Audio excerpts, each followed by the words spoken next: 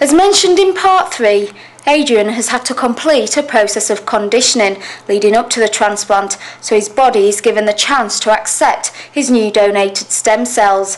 Following his chemotherapy, the next step for Adrian was 6 doses of total body irradiation, running over the course of 3 days. For me, this is the most emotionally difficult bit, I think.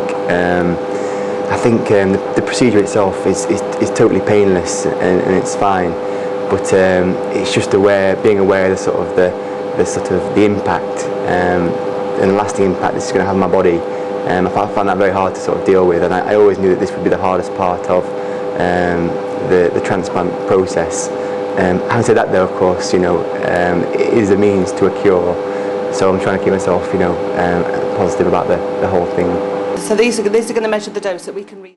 Therapy radiographers at Western Park Hospital in Sheffield were on hand to talk Adrian through the process.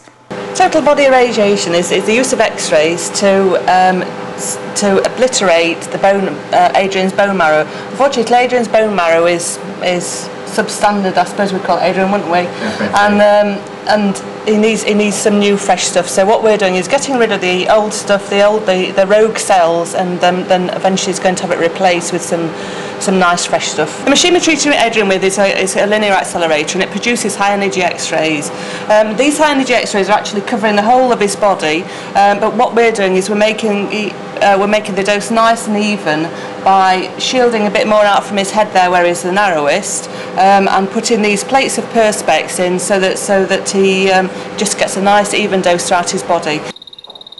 The procedure itself took only 10 minutes to complete, and afterwards I spoke to Adrian to see how he felt. Now that's all finished, surprisingly I feel really well. I mean, when I first had it done yesterday, I imagined I'd feel sort of really strange or sick afterwards, but you don't, you sort of feel quite normal. When I go back to the bedroom upstairs, I'll sleep probably and feel a bit tired, but other than that, it's quite, in the short term, quite a good treatment.